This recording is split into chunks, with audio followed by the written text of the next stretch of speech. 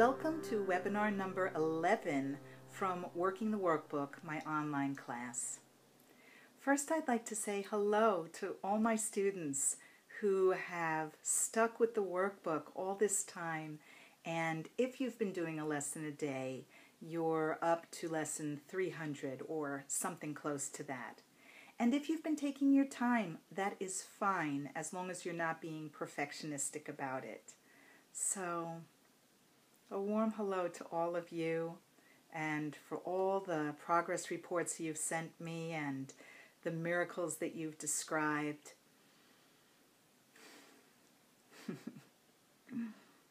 It's really sweet to be with you. And welcome to everybody else. Everybody is welcome to watch these webinars. I've made them public just so that we can sit in truth together and more fully understand and embrace the concepts in A Course in Miracles, which for me is a path of self-inquiry. It boils everything down to the basic question, who am I?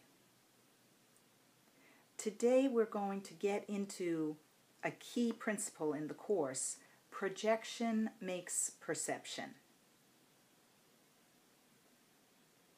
Before we talk about projection makes perception, let's do a holy instant meditation together.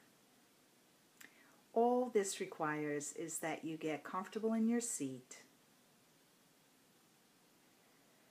Bring your attention to your breath.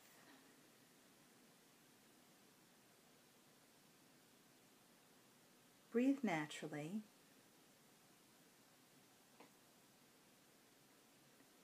And notice the rhythm of your breath. Most of us, until we've learned to work with the breath, have a shallow breath, a restricted breath. Our chests are literally constricted, and the muscles need relaxing and expansion to have a full inhale and exhale.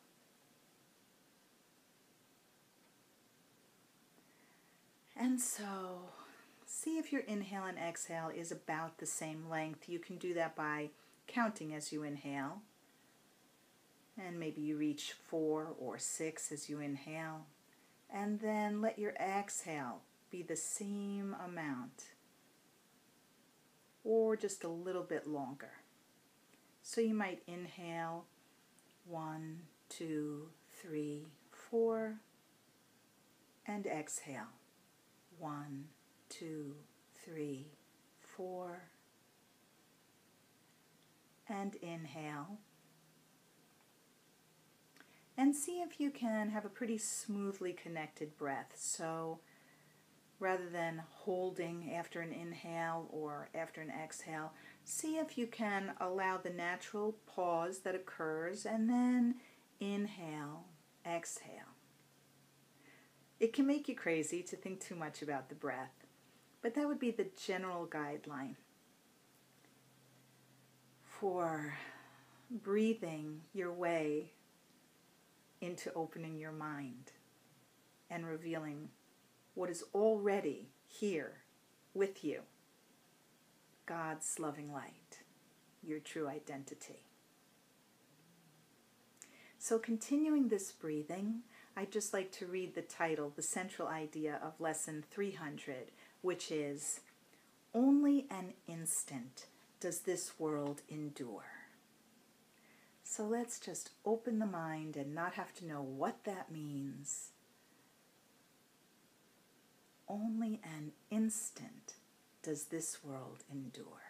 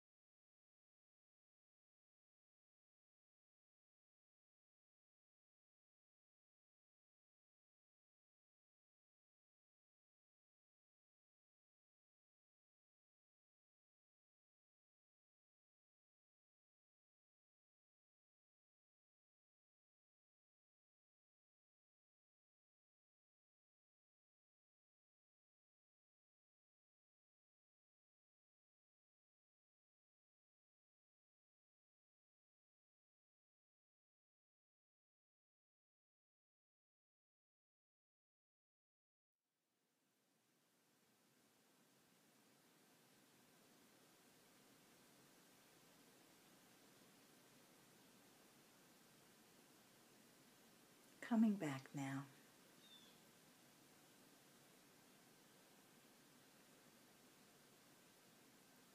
Hopefully you're feeling relaxed and the mind has quieted.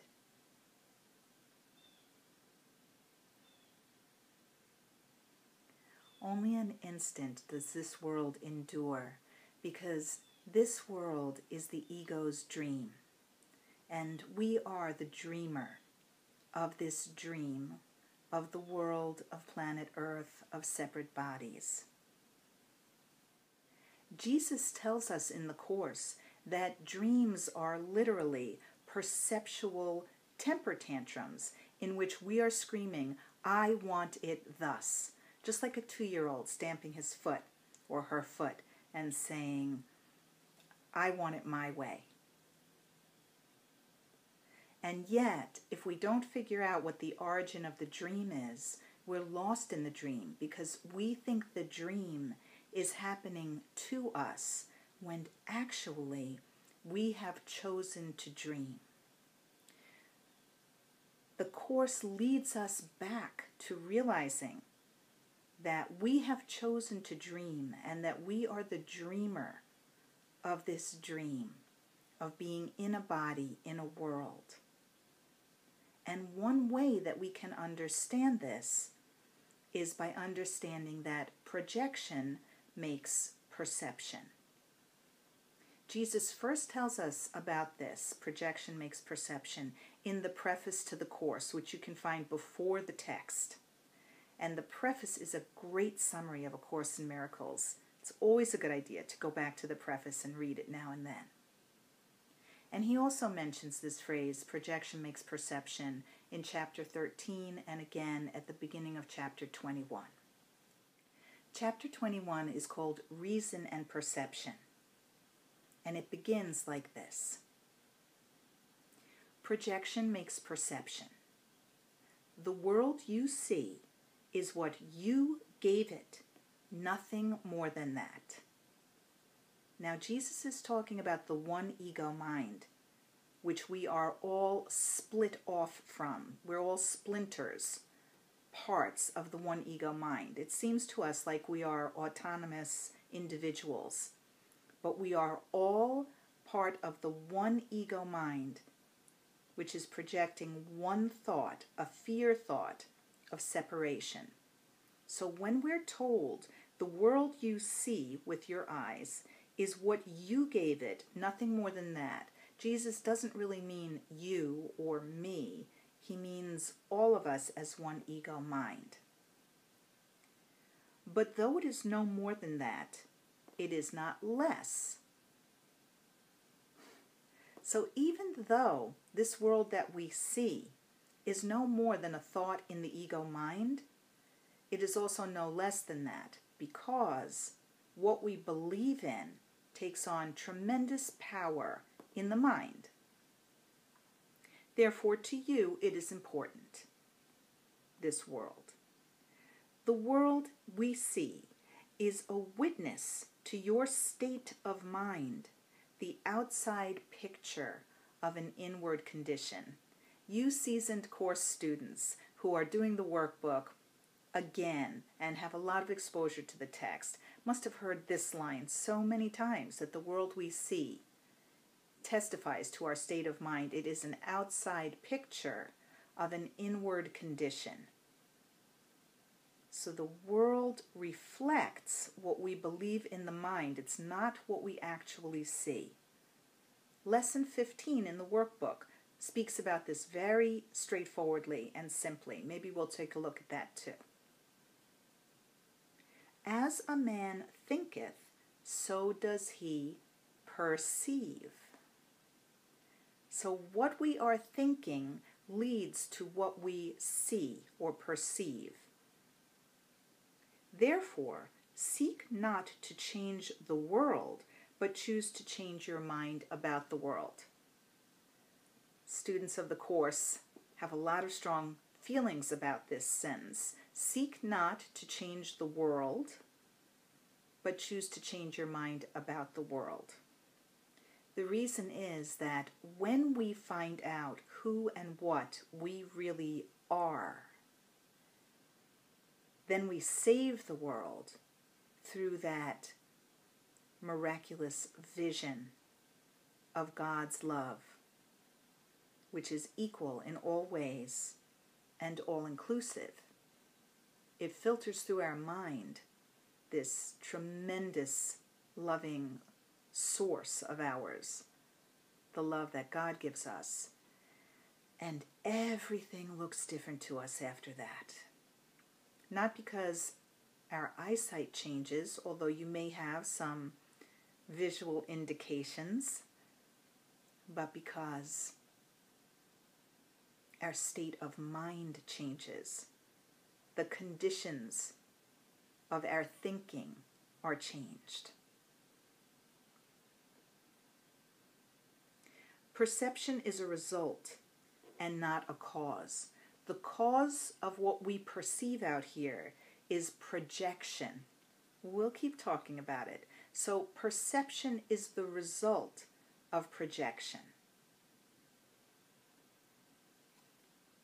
And that is why order of difficulty in miracles is meaningless. Everything looked upon with vision is healed and holy.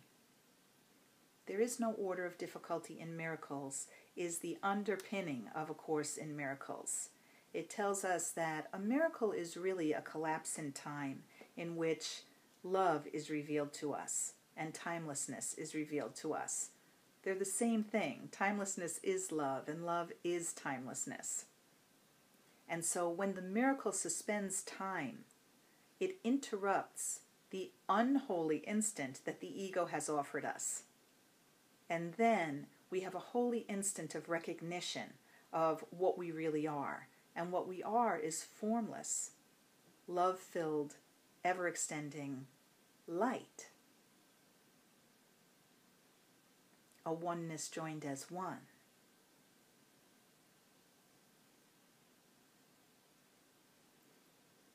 Now I invite you to keep breathing as I'm speaking, because what is said may really strike you. And if you allow yourself to breathe it in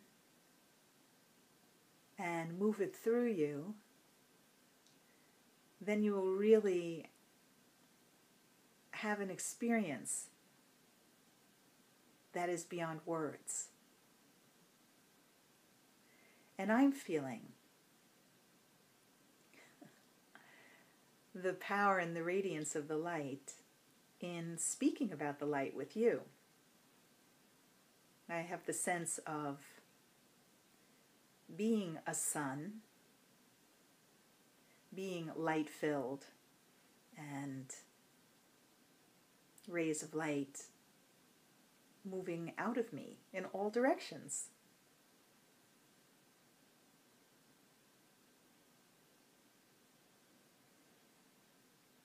And talking becomes superfluous in this state. And yet, it's perfectly available to me if I need to talk, and so I am. Because talking feels like my calling right now. But you have the luxury of getting very quiet. So that breath we set up at the beginning, let it just move through you smoothly and naturally now.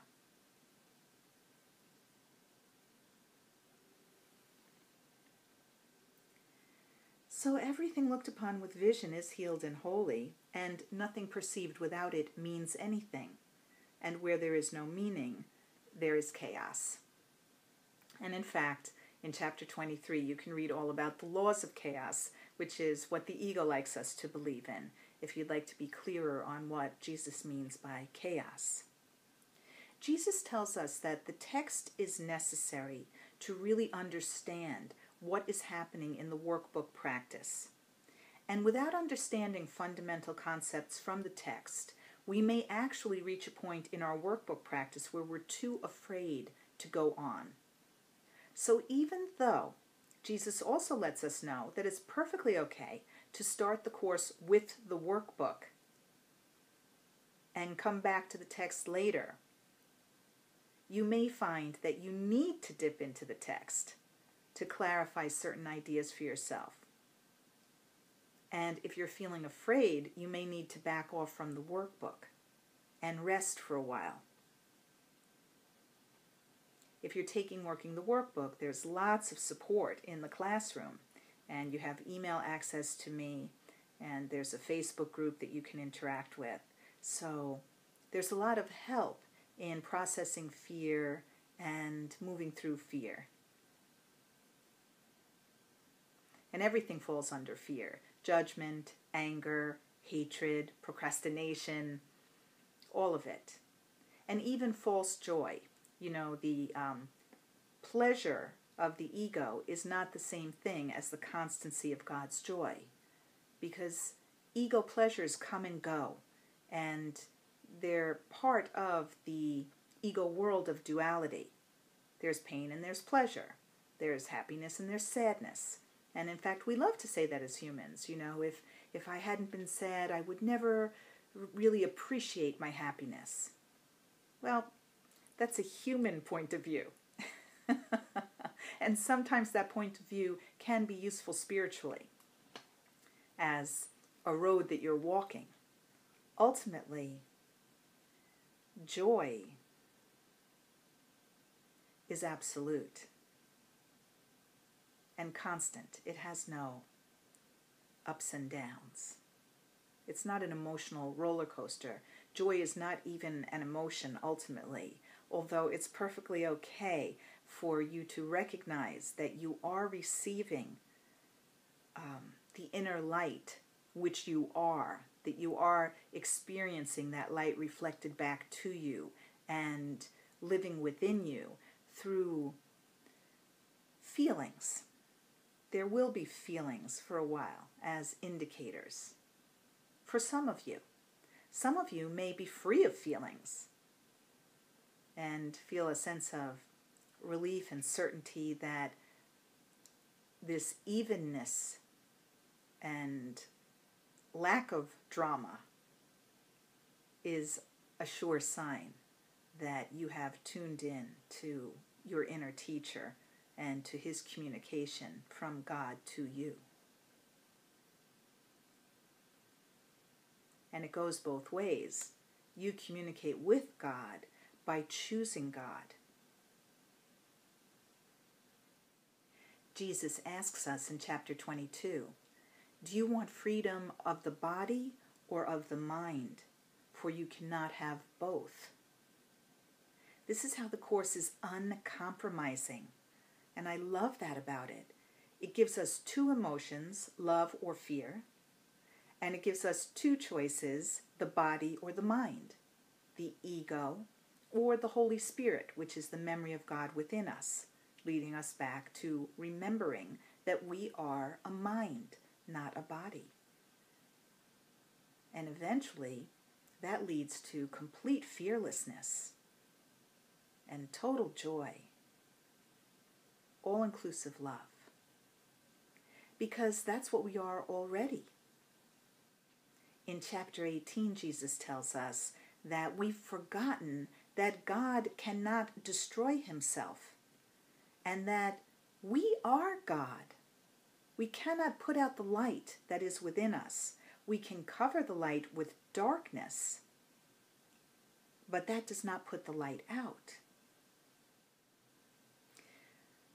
So to better understand how we've gotten to this place where we believe that our five senses report things to us accurately and that the world is real and that it is populated by people and we are one of those people, we have to understand projection. So let's start with you are light. The first source of this loving light is God your Father. And God created his child, his son, his creation. That's you and me. Not as people, as a thought, a loving thought in God's mind. And this thought extends, let's use the sun as a metaphor, like rays extending from the sun. And then you go on to create. and make more loving rays of light. And all these loving rays of light are exactly the same.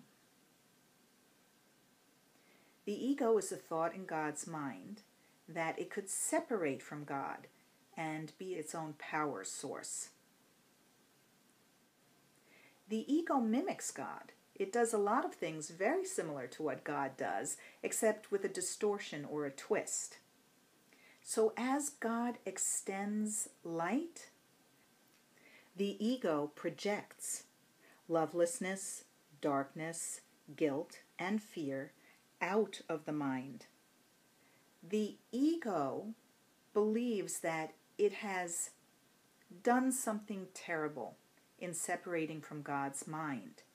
And so it uses the dynamic of extension to move out of itself the guilt that it feels for believing that it has done something terrible. And this is what we call projection. Projection seems to move the guilt out of the ego somewhere else. Now, the ego is a thought in God's mind. So let's say that it's one teeny tiny ray. And with this tiny ray, it tells itself a story, which is that it's not really guilty. God is guilty. God is guilty of being a bad father because God is not recognizing this little ray, which is out on its own now, and it's not applauding the ray for having accomplished separation. The reason God is not applauding the ray or recognizing it is because it's impossible for the unified oneness of God's mind to separate from itself. So that is why we call it a dreaming mind. It's a piece of God's mind, let's say, that fell asleep and is having a dream that it could separate from God's mind, even though this cannot actually happen. And in this dream, the ego gets upset, thinks it's done something wrong, but wants to remain separate. And so in order to do that, it rationalizes and it justifies its position by pointing the finger at God and saying, "You're the guilty one. You should be applauding me. You should be impressed with me. And since you're not, I'm going to turn the tables and say, you're the bad guy. You're the one who's chasing me. I haven't done anything wrong." See, actually, the ego has not done anything wrong. It is correct in that. The only wrong choice it's made is to believe that God would want to punish it. But it's a deliberate mistake, something we'll talk about another time. But since the ego is going with that idea, it tells itself a story that it has destroyed God, and it is still alive, it is the victor, and now God is dead, but chaotically and irrationally, even though God is dead, God could rise from the grave and attack it, and rather than being the object of God's attack, the ego splits into billions of pieces to throw God off its scent, and also to be able to point the finger at other parts if God were somehow to find us. This is all in the ego's thinking, and as Ken Wapnick says, because that's the example he uses, it's really a myth, it's not true, it's just a way of trying to understand what projection is. So think of projection as rays of light coming out of the ego, but this light is all distorted now. Think of it as lightning bolts, so that they're sharp and they pierce and they hurt and they're deadly. I'm laughing because a lightning bolt can be the symbol for an inspired idea. Now, the Holy Spirit can take these lightning bolts and use them for inspiration. But what happens in the process of projection is that God's light is actually used against God. And so the ego uses the five senses of the body to prove to itself that its own judgment on God, that God has been cruel in ignoring it, and its judgment that God will get revenge for what it has done, and its terrible disappointment that God has not applauded it, turns into everything that we see. And so the eyes report despair, annihilation, retribution. But to keep us hooked into its story, the ego also has to give us pleasure. It makes a world of duality now. We're no longer in a non-dualistic mind, which is a oneness joined as one. Now we're in a place and in a time where there seems to be a past and a future, and there seems to be location. And the whole world attests to this.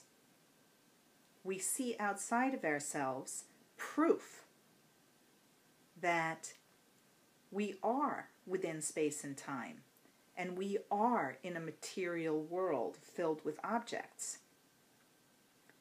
Perception is the result of the idea in the ego's mind that we did indeed separate from God.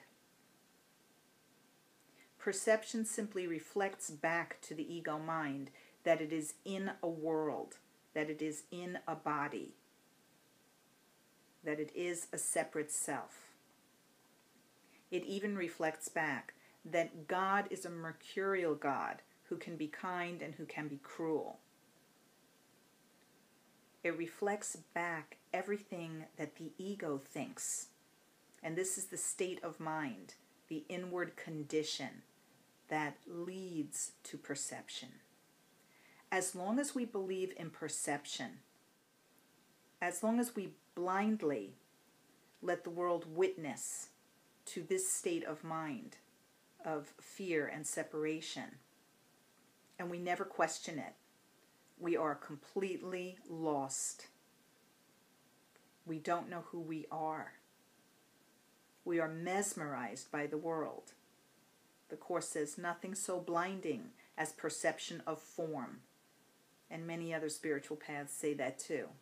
Hinduism talks about Maya, the illusion, the great illusion. Jesus tells us in chapter 22, "Behold the great projection, but look on it with the decision that it must be healed and not with fear." Even quantum physics talks about how nothing is actually here. Appearances are not reality. The whole undoing process of A Course in Miracles is leading us back to really getting it beyond intellectual understanding, really getting it, that we come from a mind. This is a huge turning point as a student of A Course in Miracles. And it really doesn't matter when it happens. And it could happen over and over again. It could happen and you could forget what happens. You could have a big experience of realizing that this is all a projection from the mind, and then just forget about it, because one of the ego's most powerful tools is forgetfulness. The ego uses sleep to keep us unaware of everything. The Course tells us that the dreams we have at night when we're sleeping are no different than what we are doing while we think we're awake. We are dreaming. Right now, you and me, this is a dream. This is an awakening dream. This is the kind of dream the Holy Spirit offers us. a dream that gently urges us to wake up. Remember? Remember what you are? Yes, that's right. The light. And depending where you're at on your spiritual path, this can seem very plausible now. Or it can just seem impossible. But if you're here watching this video, you're on your path and there's nothing you can do about it in spite of yourself. You're so close to waking up. Have you ever had that feeling where your eyelids just floated open, even though your eyes were closed? They just floated open anyway? That's where we are. Let's look at lesson 15. My thoughts are images I have made. My thoughts are images I have made. It is because the thoughts you think appear as images that you do not recognize them as nothing. So the ego thinks it is thinking, but it is not. And the way it proves that it's thinking is through images, what we see. And those images are absolutely nothing. You think them, and so you think you see them. This is how your seeing was made. And seeing is three-dimensional. It's not just with eyesight. It's through all the senses. Smell, taste, touch, hearing. We're having a virtual reality experience here. This is not reality. Projection is image making. Image making is not just eyesight. It's anything that attests to a material world. Projecting our identity as an ego, a separate self. This false self makes up ideas and uses its imagination to prove those ideas to itself through perception, through the senses. And perception leads to judgment and interpretation. When we suspend judgment, when we stop interpreting, our perception opens up.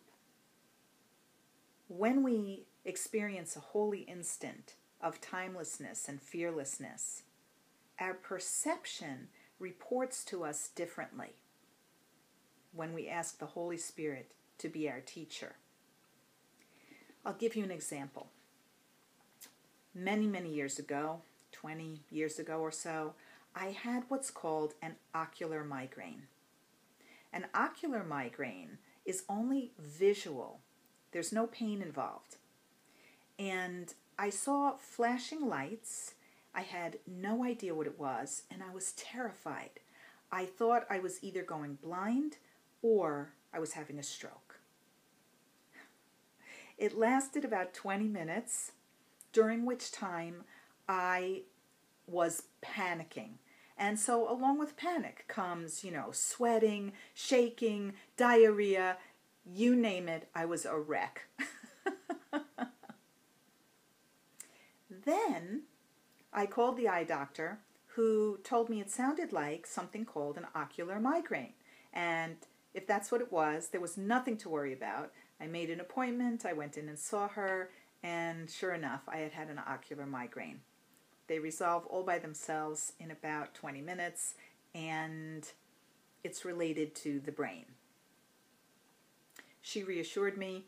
I forgot all about it. Didn't have one for a few years, and then a second ocular migraine came. I had no memory of the first one, so I had pretty much the same experience of panicking.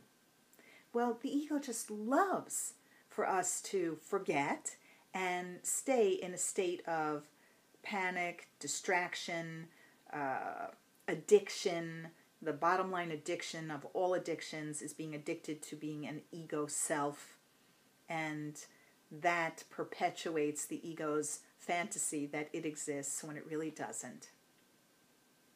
Then I had a third ocular migraine, and this time I remembered, oh, this is an ocular migraine, but I didn't like being out of control. And so I had some nausea that went with it, and I felt upset, and I was sensitive to the light, and I needed to stay in a darkened room.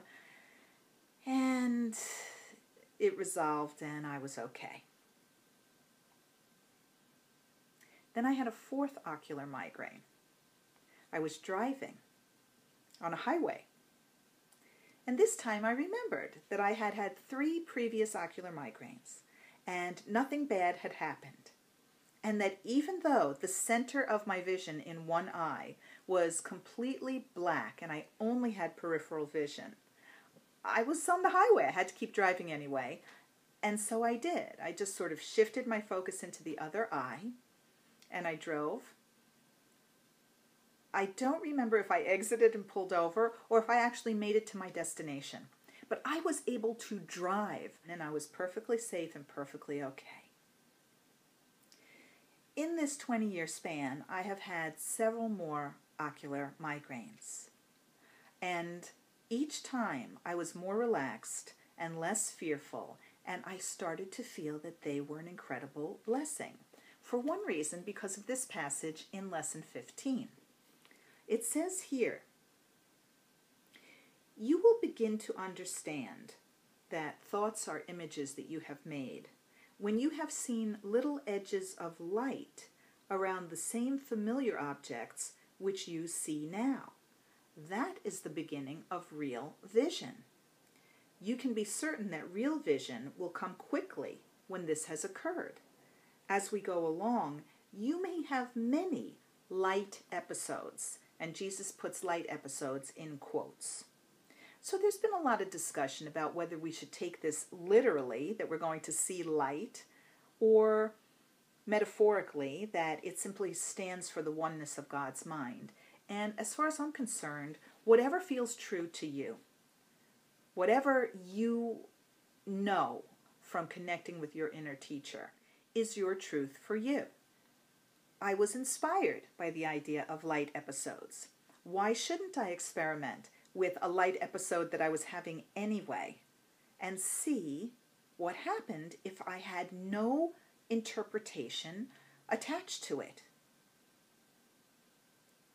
So the next time I had an ocular migraine, I said thank you, and I saw the most beautiful kaleidoscope of light.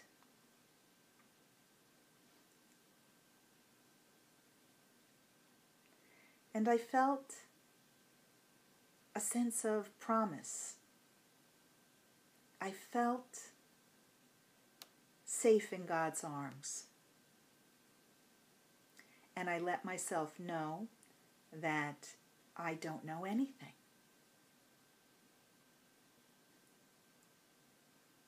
Now, I was told by eye doctors that ocular migraines can be a precursor, a sign of possible stroke. And I don't feel concerned about having a stroke at all.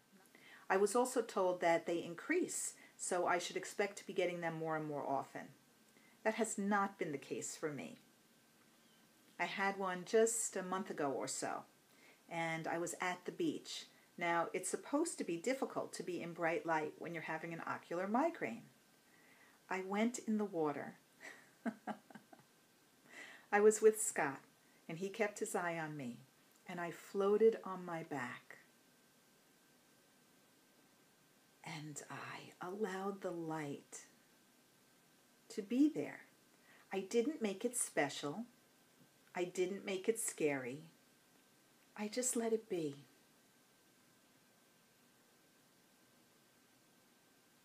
The forms changed. I didn't actually lose the center of my vision. In other words, it was a gentler ocular experience. it lost the classic symptoms of an ocular migraine, losing the center vision and having flashing lights. And it was more like this.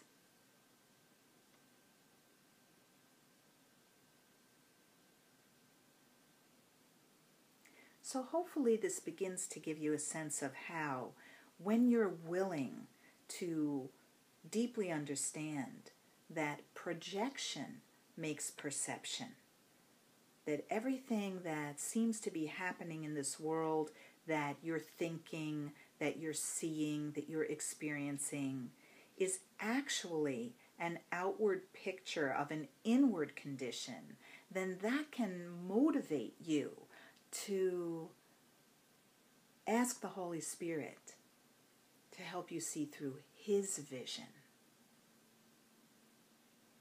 And projection makes perception will start to take care of itself and make sense to you. That is the undoing process, moving away from all this involvement in perception and what you perceive and what you judge and what seems to be reality, and allowing yourself to be undone till you reach that decision-making point in the mind that actually chose to project. And you can just go, oh, let me stop that. The minute you stop projecting, you flip into extending. Now, I have people often ask me, what's the difference between the way the Course uses the word projection and psychological projection? I love the Course for being spiritual psychotherapy. I love the study of human nature. I love understanding projection in that way, and it's very useful actually. Projection is when we see something in somebody else that has to do with us. Now, a very obvious example of this would be, let's say that you're cheating on your girlfriend or boyfriend, and you become suspicious of your girlfriend. And now you start accusing your girlfriend of cheating on you. You're projecting the guilt you feel onto your girlfriend because you're actually the one who's cheating. And you're aware of what a good liar you are because it seems to you that you're putting it over on her right now. So then it occurs to you that maybe she's a really good liar. And then you might even justify to yourself, it's possible, that it's okay for you to cheat but not for her, for whatever reason you come up with. Or maybe you don't think it's okay for you to cheat and you're feeling really crappy about that, but you still can't stop yourself. And so you know how unfair it would be for you to be upset with her for cheating, but you would be anyway. And it's making you very nervous to think that she might be capable of that. There are all kinds of complicated, complex issues that go into projection. Some people are very crude with it. You know, they think everybody else is angry. Everybody else is stupid. And they don't consider that they're very angry and that they may be stupid. But projection can also be much subtler than that. So here's a projection that went on for me for a long time. When I was living in New York, I traveled the subway constantly, and I couldn't believe how inconsiderate people were.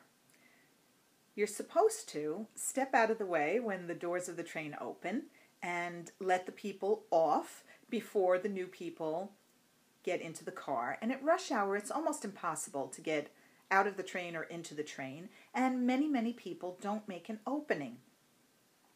I just was so constantly irritated and outraged about this lack of consideration on other people's part, and I always made sure to make a little space and help people get in or out, but was very upset when people wouldn't do that for me. Now, does it mean that I'm thinking they're inconsiderate, therefore I'm really inconsiderate? I thought about that a long time because it just didn't feel right. Is everything just a mirror? If I think you're inconsiderate, I'm inconsiderate. No. I'd like to clear this up for lots of you who may really need to know this. What it is a reflection of is your belief that you're not worth considering. You're seeing other people as inconsiderate because you believe you are not worth their consideration. And this can apply to all kinds of situations. It is a subtler understanding of what you think about another person, what you project onto them psychologically, that they are, in this case, I'm using inconsiderate, is not really a lack of consideration for you personally. They don't care about you personally at all. They're just trying to get into the train. They're not thinking about you. So you might have a very different response to them. And indeed I did. When I really started to absorb the Course concepts and see through the Holy Spirit's vision, one day it occurred to me that as tired and as miserable as I was, just getting to and from work in those days, which was at one point just a nightmarish hell for me, it occurred to me that these people felt worse than I did. The only reason they would be so immune to another person's feelings and not make space for them at all was that they were even more deeply unhappy than I was. Less aware of their brothers, of their fellow humans, because they were so wrapped up in their own misery. Now remember, even if people look happy, the Course tells us if you think you're happy, you're wrong. You're not happy. You can't actually be happy until you know who you truly are. And as long as you think you're a person, you're just flip-flopping between pleasure and pain, and that is very self-serving. It has nothing to do with the highest good of all. So it rang true for me that I was in a better place than all these other people. And this was part of my discovery that I was among the ministers of God, which is one of the workbook lessons. And you're all invited to be one of the ministers of God. All you have to do is have a change of mind rather than trying to change another person, which we're also fond of doing, giving other people unasked for advice. When we change our mind, we realize that what we can do in that situation in a crowded subway, rather than be holier than thou because I held the door and you didn't, is to emanate God's love, is to request a miracle to flow through us so that we receive that peace, love, and joy. We radiate the peace, love, and joy. And we feel the peace, love, and joy reflected back to us. Wow, the subway became one of my favorite places to practice. It was a challenge. Oh yeah, I don't have to be getting so angry right now and self-righteous. Holy Spirit, help me experience the subway and everybody in it through your vision right now.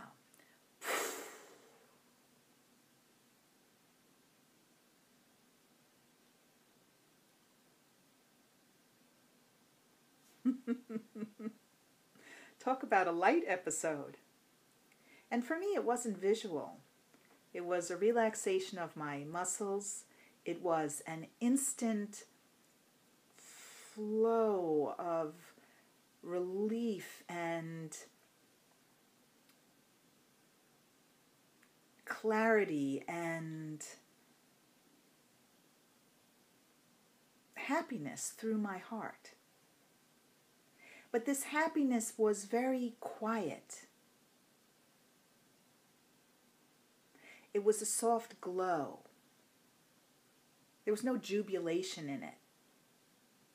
It was a very even thing.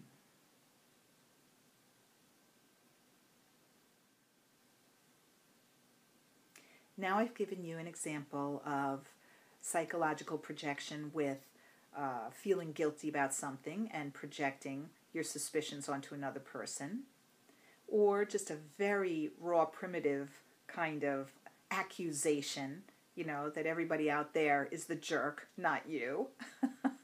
And then subtler forms of believing that other people might be inconsiderate because you feel not worth considering. Thinking that other people hate you because for whatever reason there's something deep inside of you that feels hateable, that feels unlovable profoundly. And believe me, we all feel this intense shame about who we are at the root of things. This is what keeps the ego going. Shame and guilt are different ways of talking about the same thing. Humiliation also. So we always want to project that out of us.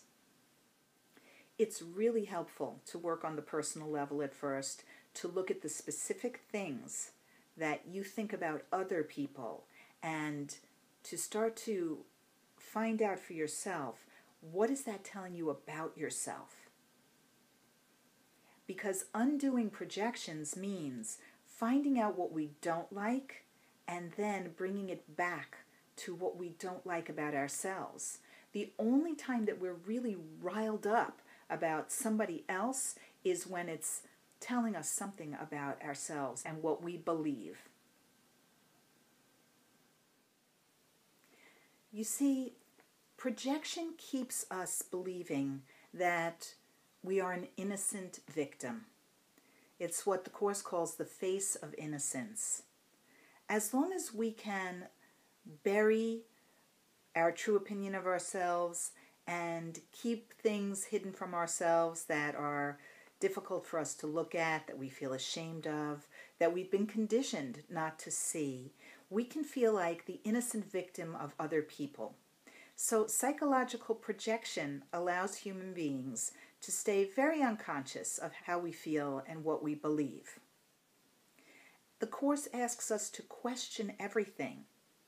Begin by questioning how you really feel about something, what you really believe, instead of leaving the focus on the other person. Oh, that other person was cruel to me. Bring it back to yourself and ask yourself, how am I coming to that conclusion? How do I define cruelty? What does it mean to me to feel that somebody was unkind and deliberately cruel to me? And allow the possibility that what you're defining as cruelness in somebody else is actually a projection of your own, that you do not deserve kindness. And you may find that they weren't cruel at all. Maybe they were indifferent. Maybe they were self-centered. But it wasn't personal. And it wasn't deliberate. Cruelty, I would think of as a form of sadism, to actually inflict hurt on somebody for the pleasure of it. Most people are not actually doing that. So we toss words around, and we don't really take responsibility for the meanings of those words and what they mean to us and what we actually believe and what we're telling ourselves. Understanding psychological projection helps us as humans with this.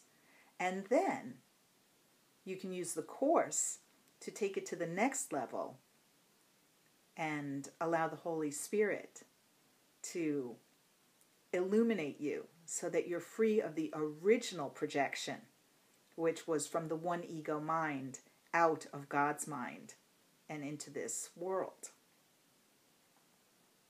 Let me read you something from chapter 18, The Passing of the Dream, in the section called The Little Willingness, section 4, in paragraph 2. Trust not your good intentions. They are not enough. But trust implicitly your willingness, whatever else may enter. Concentrate only on this. So when you feel distracted by whatever it is that you're ruminating about, you're thinking about how people have hurt you, what went wrong, self-criticism, bring your focus back to your willingness to see the situation, to see yourself and others through the Holy Spirit's loving vision. Undo the entire dynamic of projection makes perception by changing your mind. Take responsibility for being the dreamer of the dream. And in doing that, realize that you have been choosing the ego as your teacher every minute of every day. And now use the opportunity A Course in Miracles gives you to choose again. Choose the Holy Spirit as your teacher. It's the memory of God within you. That's all the Holy Spirit is. Your inner teacher is within you. And allow yourself to look with spirit at everything and let out all your feelings about it. And then notice how a neutrality arrives and even a sense of humor about the same things that you used to feel so uneasy and humiliated about, so angry and hating about, so sad and weak and ineffectual about. That's what the undoing process in the Course offers all of us. And you will breathe easier. And you will be breathed by God. And find out who and what you really are. Until the next time, namaste.